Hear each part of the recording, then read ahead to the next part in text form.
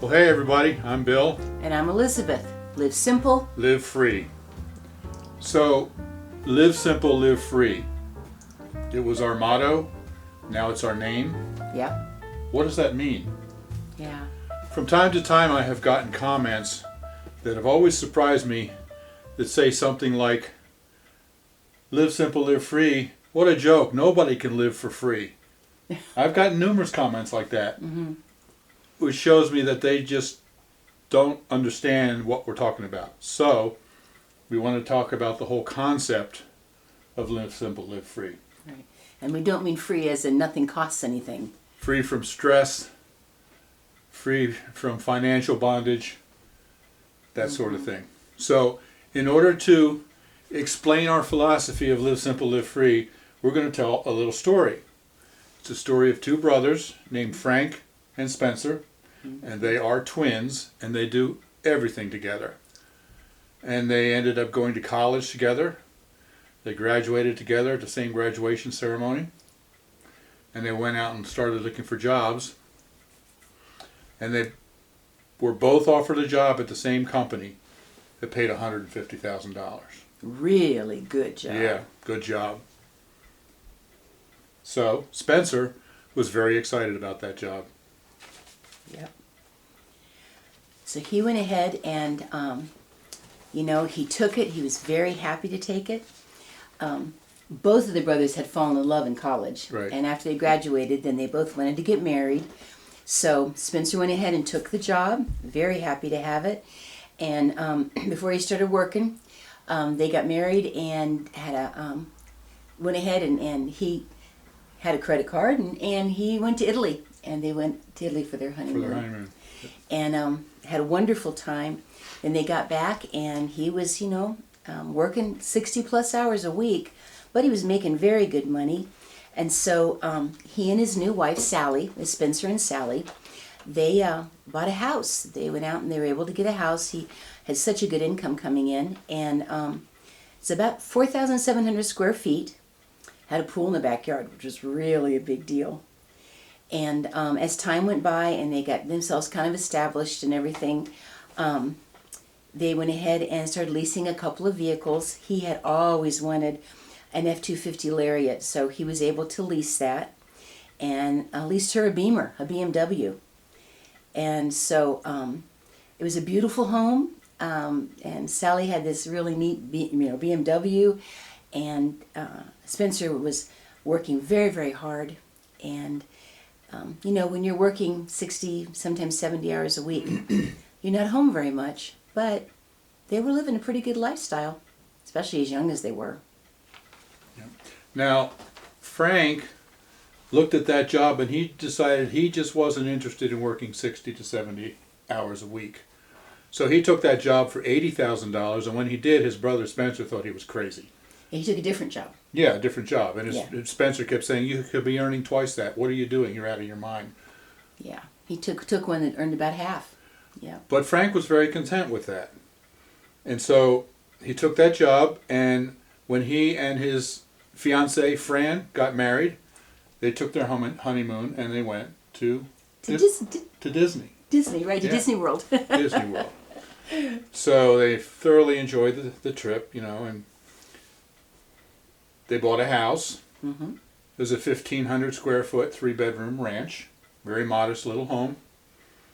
And they planned right from the very beginning that they were going to make double or even triple principal payments to try to pay it off as quickly as they could, because Frank was very frugal. Yeah, frugal Frank. He was very content to do that.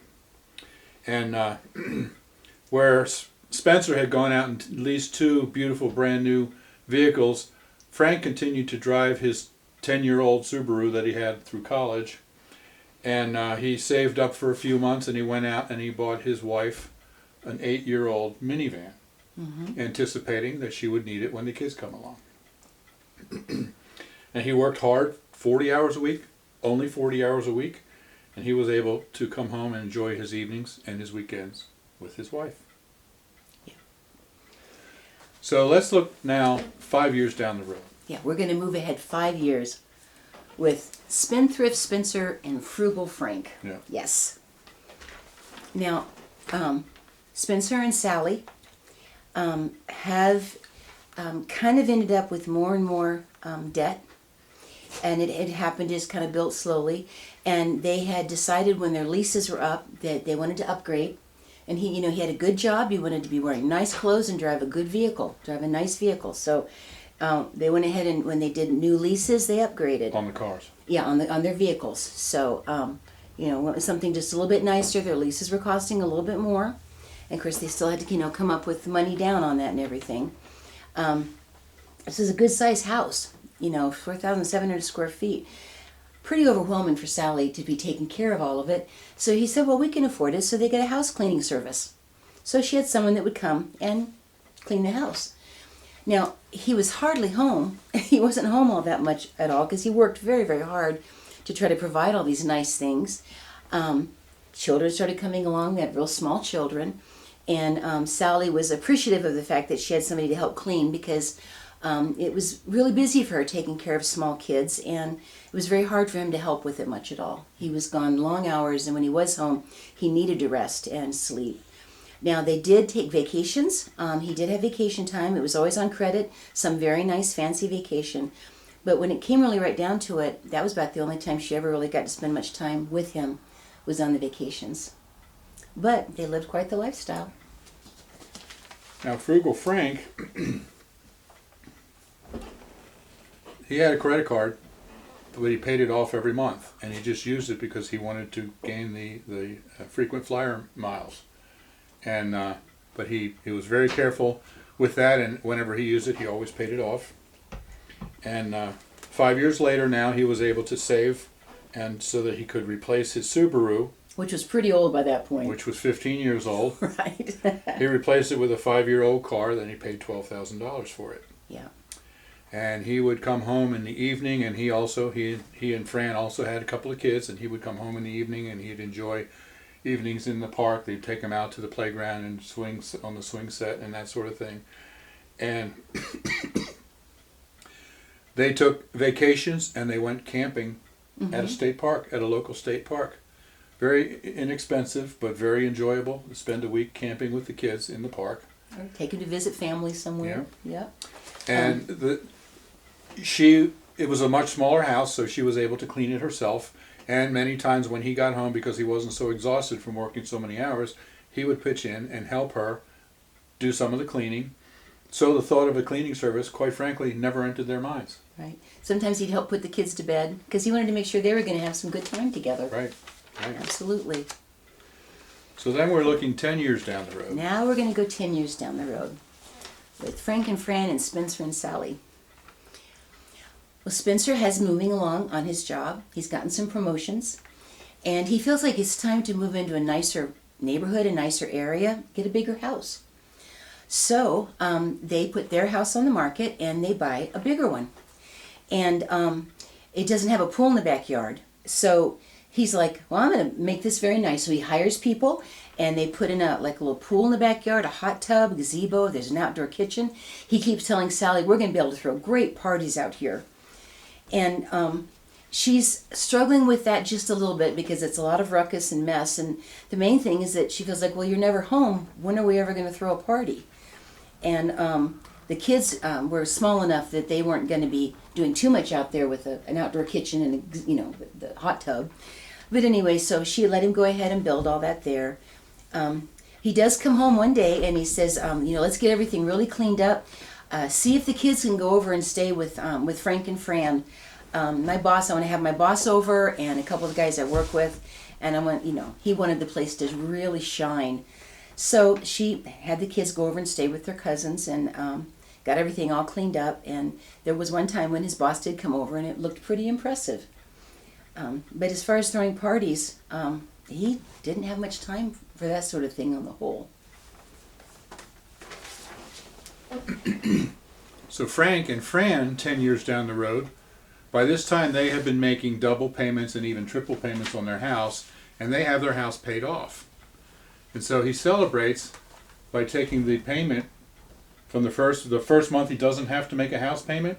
He takes that payment that he would have made and instead he hires somebody to build a real nice barbecue grill in the backyard. Yeah, like one of those really nice outdoor barbecue Mm-hmm. things. Yep. So then, they really enjoy the barbecue, and they invite church friends over for fellowship around the barbecue, and there's always lots of kids running around from all the church friends, and sometimes Sally and Their kids. their kids, the cousins, come over, and they just really enjoy it. Just running around, just having fun. Yeah. Right, and the world won't end if something isn't perfect. They're just relaxed. And he's home every weekend, so he can have a party or a fellowship from church friends, and they have a little church group there that comes over and just on a regular basis, and they're just really reveling in the fellowship and the friendship that they're gaining with the people in their neighborhood, in their church. And Fran and Frank are just growing closer together, and the kids, they're all bonding together Yeah. Yeah. around that barbecue grill. Yeah, they're having just a lot of fun with it. And actually, Spencer and Sally's kids love going over there. They have so much fun with their Uncle Frank, and they have fun playing, and they don't have to be so careful to not break something. And they can just relax Right. and enjoy themselves. And Sally gets lonely, so she's glad she can go over and just hang out. Yep. Okay. Let's go 15 years down the road here. All right. Now, Spencer, of course, they're living in this bigger house now. Their oldest child is now almost 14. And Spencer, through the years, especially because he does work so hard, not only does he want a nice house and wants to have all these nice things, but, he bought himself a new Harley, and he enjoys it. He gets out whenever he has a spare minute and goes out and rides it. And so now he would like to do something nice for his family, and so he wants to take him on this really nice big cruise, but he has so many credit cards now, and they're starting to really get maxed out. And even though he makes so much good money, it's getting a little harder for him to get the credit that he really would like to have to be able to do something like that. And he is noticing that the kids don't want to really hang out with him very much. They haven't seen their dad very much, and his wife is getting lonelier and more frustrated. And so when he starts realizing money's getting a little bit tight, and he still wants to do like nice vacations and stuff, he finally says, "You know what, the kids are getting older. Sally, why don't you go to work?" And she says, "Well, it's been 15 years. what am I going to do?" And he says, "Well, I just think that you could contribute around here, and we could use some extra help. So I want you to find a job." Their vehicle leases have run out, and then they realize that they didn't have the down payments or the credit to be able to go out and get more leases. And so he's kind of frustrated with all that, and he's afraid he's going to have to sell his Harley.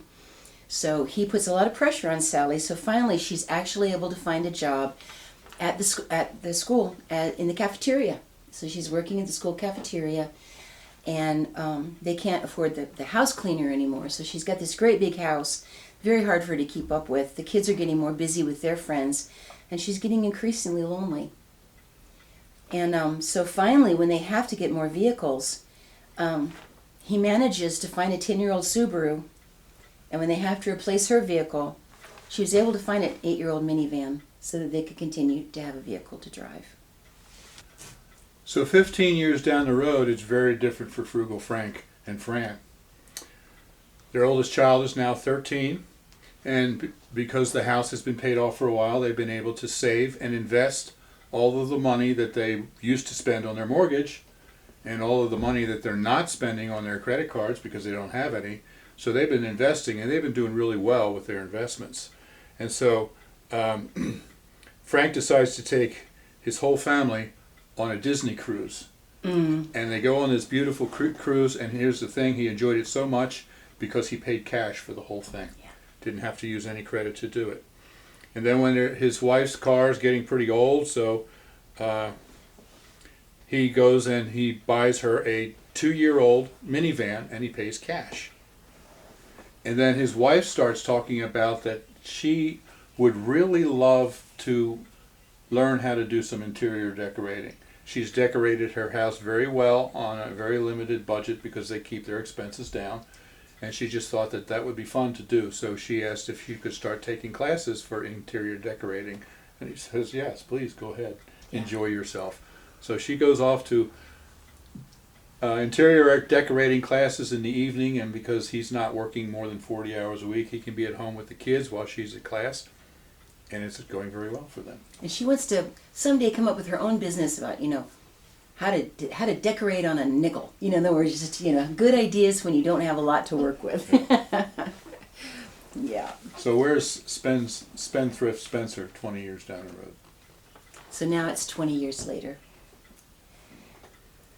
The debts have increased, and it's been more and more difficult for him to keep up with everything, and that has caused tension and pressure and a lot of stress. Sally has been very frustrated.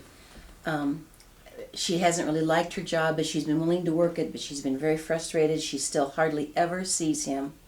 So the kids are getting really grown at this point, so she kind of rattles around alone. She's starting to resent the big house. It's hard for her to keep up with it. She's tired. And so after 20 years and a huge amount of debt that they're trying to figure out what to do with, she becomes so frustrated that she asks Spencer if they could please have a trial separation. Now 20 years down the road, Fran has actually been able to start her own interior decorating business, and so she's self-employed and she owns this little business teaching people how to decorate their home on a nickel. Yeah. And she's really getting into it. Now Frugal Frank continues to invest. For 20 years now he's been investing, and his investments have done very well. And so he's able to actually go out and buy himself a brand new Ford F-250 Lariat. Oh, wow. And not long after that, he buys his wife a brand new BMW. And he pays cash for both of them. Wow. And the kids are now preparing for college, and he's not going to do anything with loans. He's going to expect them to work their way through and get whatever financing they can, and then whatever they can't do on their own, he'll pick up the rest and send them to college, because he wants them to learn how to properly manage their money. So he wants them to try to go for scholarship money, to work, but no loans whatsoever. They'll just work with all they can get, all the grants and scholarship, and then he'll pick up whatever rest they need. And then Frank and Fran decide to do a wedding renewal. Mm-hmm. And after the renewal, they go on a second honeymoon to Italy, and they do the whole thing with cash. Yeah. So now let's look 25 years down the road and see what's happening with Spencer and Sally. He now has huge debt payments that he's trying to pay. He's still working very hard. But he's, got big debt payments that must be paid, and his maintenance to Sally, is a payment he has to pay out. Sadly, he has to pay this to his ex-wife. So he suddenly just doesn't have as many resources to work with as he used to. They could not maintain the big house. So she and the kids had to move into kind of a smaller house after the divorce, and he got an apartment. And eventually, no matter how hard he tried, things had just gotten so out of control that he was forced into bankruptcy. And he still works 60 to 70 hours a week. He has his little apartment. He's trying really hard to pay everything off that he possibly can, because it's a Chapter 11, and he's going to be expected to at least pay as much of it as he can. So he comes home when he can to that little apartment, and he wishes that his kids would come see him.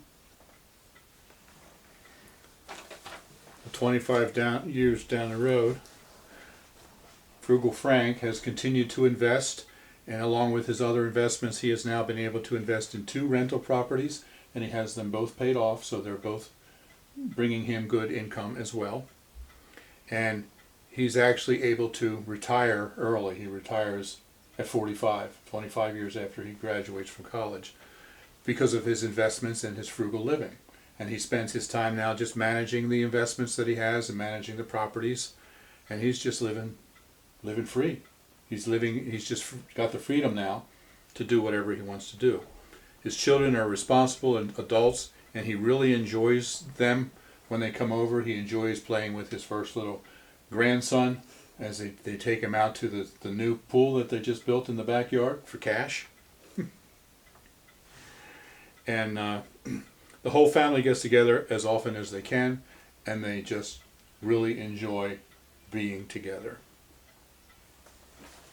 So, what's the moral of this story? Live simple, live free. Live free. Frank lived a simple life. He didn't get sucked into extravagance. He didn't get sucked into, keeping up with the Joneses. He was content with what he had. And because of that, he was free. Free from what? Free from the stress, from the financial stress of the debt that he didn't have. Free from all of the incredible hours that he did not have to work.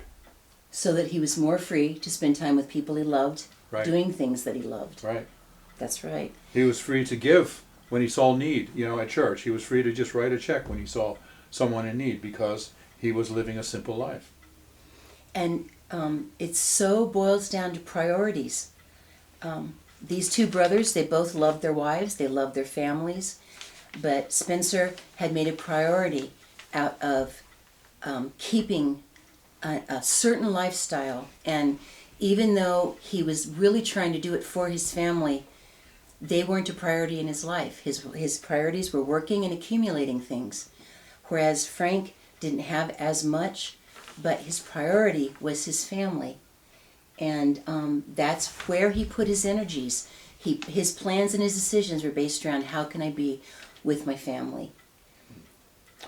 And Spencer, when he first got that big, good paying job, he went crazy with using credit to buy everything that his heart desired. And it looked on the surface like he was doing really well. But 25 years later, the entire thing fell apart. He ended up in divorce because he neglected his family, and he ended up in bankruptcy. But Frugal Frank, on the other hand, started with much less as far as his income. But because he lived below his means, and he lived a simple life, and he invested the extra, he actually ended up 25 years later in a better situation than his brother Spencer was when he first started, because everything that Frank had was paid for cash, no debt. He had investments in the bank, and he ended up in a much better situation, family-wise, financial-wise, everything else, even with starting with less income, because he had lived simple and below his means. Yes. So we had just wanted to share with you the story of these two brothers, with Frank and Spencer, and the consequences in their lives of decisions that they made, of the way, how they set up priorities, and how they spent their time and their money and their energy and their life, and what they ended up with as time went by, So we thought that was a really good way to try to illustrate what we're kind of trying to share with everybody about the idea of living simple and living free. Absolutely. We didn't always know this. We've lived both lives. We've kind of been Spencer and Frank. That's right. Our family owned a construction company, and we've really never done car debt. Mm-hmm. We've tried to really kind of avoid that. We've just gotten older cars and saved up for them or whatever. We've just never really gotten into the car debt, but we've certainly had household debt and regular debt and, work debt, all that kind of stuff. Mm-hmm. And we invested in several rental properties, thinking that was a good investment for the future. Yeah. We had 3 of them, besides the one we lived in. Yeah, we owned 4 homes. And every single one of them was mortgaged to the hilt, and the renters were paying the mortgage. Great setup, right? Right. Renters are paying my mortgage and paying my investment for me. But it was all mortgaged right up to here. And every time we really built equity into something, then we used it to try to do something else. Yeah, we would get another loan and into the equity to pull out to try to pay off some credit cards or something. Yeah. So we kept all the houses mortgaged right up as far as they could go. Yeah. And then, crash of '08. Yeah. Our construction business fell apart because of the economy, and all of our renters lost their jobs all at the same time. So all of a sudden we had 4 houses with mortgages and no income. We didn't have income, they didn't have income, and of course, everybody understands how much houses flipped upside down at Right. that point. Oh Right. my goodness, yes. And You so, couldn't put a renter in for what you needed to pay. and so to make a long story short, we've told this before, Yeah, but yeah. we all ended up losing all 4 houses in foreclosure, and that's how we ended up living in that little tiny house. And we were lucky to get into that without being just living in our car. Yeah, that's one thing we've tried to share in other videos, is it was the grace of God that we had a roof over our head at all. Right. Yeah, one of the houses we sold on a short sale, but other than that, they all ended up going in foreclosure no matter how hard we tried. There was nothing we could do. So basically, we lived the life of Spendthrift Spencer, and we learned, just like he did, we Painfully. learned when it all came crashing down, and we ended up in bankruptcy and foreclosure, and it was a mess, and we ended up living in that little trailer, and thank God for that. It was our safety net, Safety our net. landing pad. We fell Yeah. off the trapeze, and we landed in the net, and that was that little 250 square foot trailer that we lived in for Yep. almost 5 years. Yeah, almost 5 years. And you know what? If circumstances had stayed like they were, we'd have been happy there the rest of our life. Yeah, in fact, we were planning to stay there for the rest Yes, of our life. that was what our And then plan we was. came up with this situation where my dad needed to move in with us, and we didn't have the room, so we bought this little house so that he would have room. So we could have him But with here's us. the thing: because we learned our lesson, and because we've lived for the past 5 years, lived a simple life. We've lived simple and free. Mm-hmm. We weren't able to completely pay cash for this, but we came close. Yeah. With the money that we had already saved, and the money from the sale of the little trailer, we ended up with a very small amount that we owe here, and we were planning on paying it off as quickly as we possibly can, hopefully within 2 or 3 years at the most. Yeah, we want to get completely paid off on this cute little house too. We also had the money, the cash that we needed to buy some new things for the house, because we didn't have a bed, because the bed we had was built into the trailer. Built in. So we had Yeah. to buy a new bed. We ended up buying a new dishwasher, a new washer and dryer. Because we left the stuff in the trailer to right. sell. Yeah.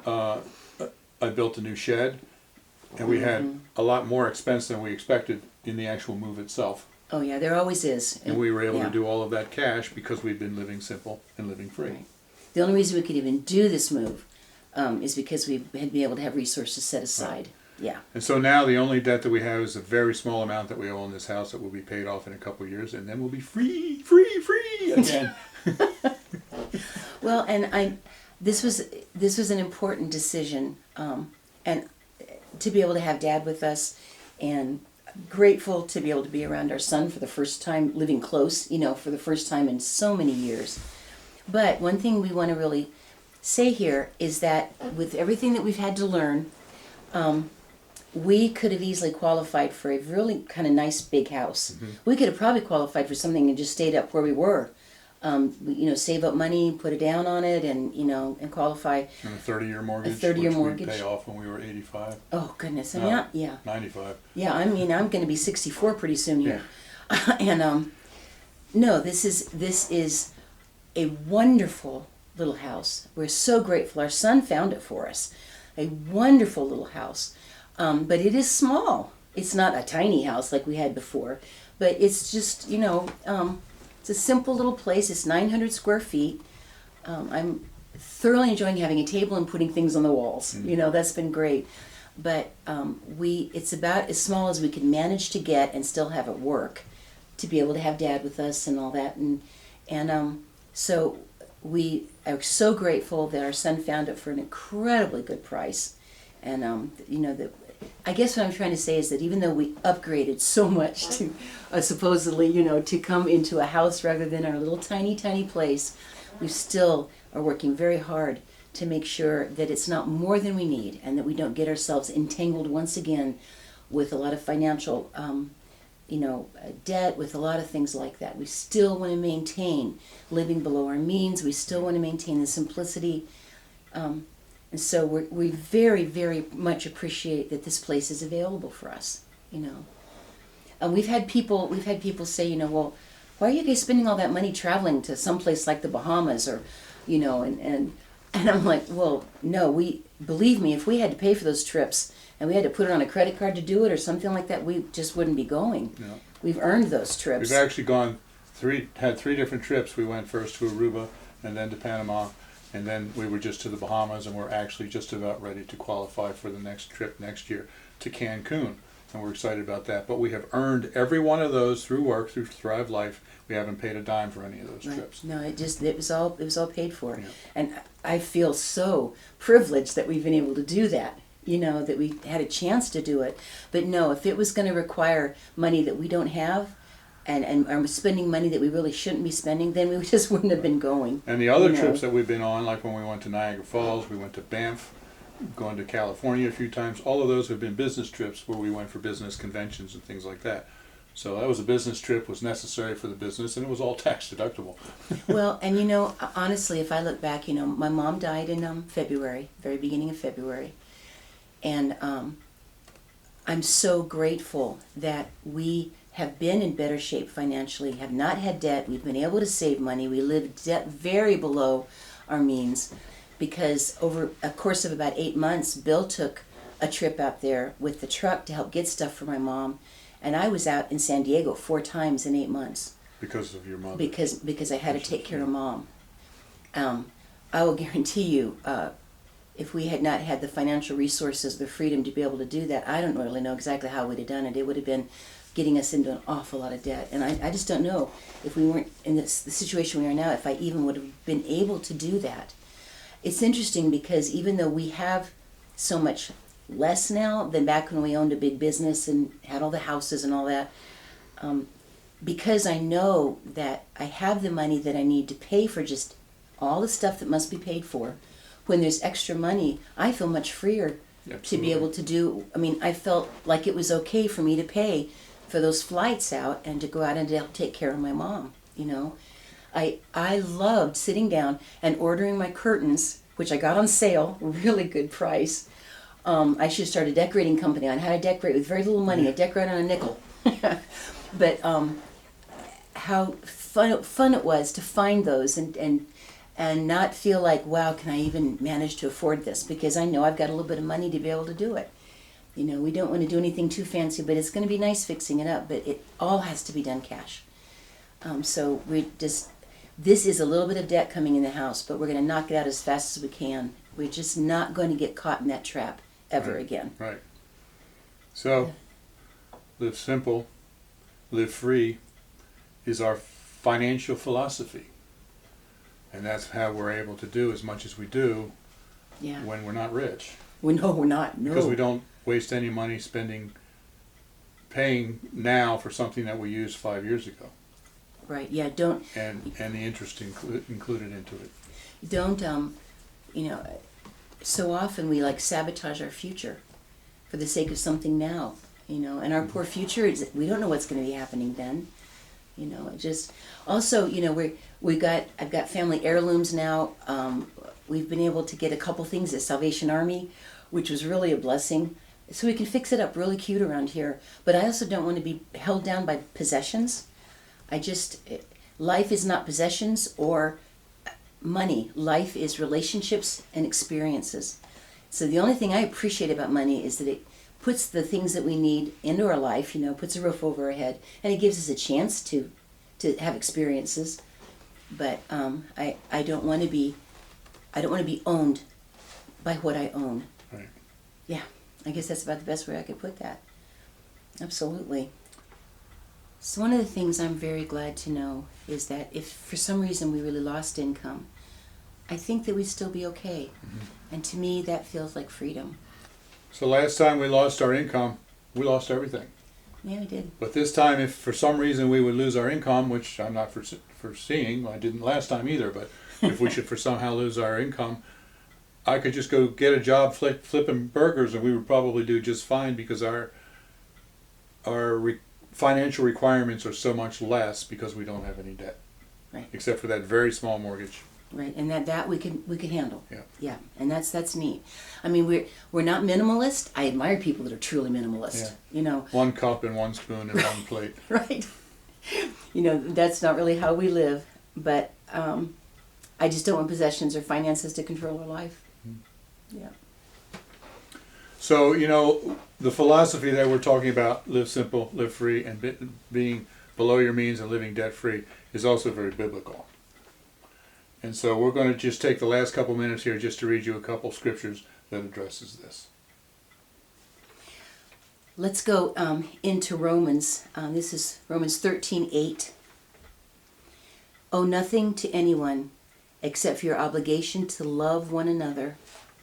If you love your neighbor, you will fulfill the requirements of God's law. I love that. Owe nothing to anyone except to love them. So this is a warning against using debt, using credit.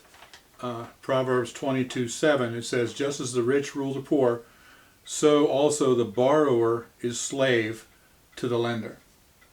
So if you borrow money, you will be in bondage to the lender. You will be a slave to the lender. That's heavy. Yeah, it is. So if you look now in, it's like 1 Timothy 6, I'm going to read 6 through 10. Yet true godliness with contentment is itself great wealth. After all, we brought nothing with us when we came into the world, and we can't take anything with us when we leave it. So if we have enough food and clothing, let us be content. People who long to be rich can fall into temptation and are trapped by many foolish and harmful desires that plunge them into ruin and destruction. For the love of money is the root of all kinds of evil. And some people, craving money, have wandered from the true faith and pierced themselves with many sorrows. Kind of sounds like poor Spencer. Yeah. And what's important to understand here is that it's not bad or sinful to be rich. That's not the point at all. It's when people make that the center of their lives, the love of money is the root of all kinds of evil. A person can be wealthy and still be free, but it's when that money starts controlling them that you can be pierced with many sorrows. And also when you are not rich, but you live like you're rich by using credit. Mm-hmm. You, from the outside, when somebody looks at you, it looks like you're doing well, but you're not. It'll eventually catch up. Absolutely. It absolutely will catch up. Now also in Philippians 4, verses 12 and 13, Paul says, I know what it is to be in need, and I know what it is to have plenty.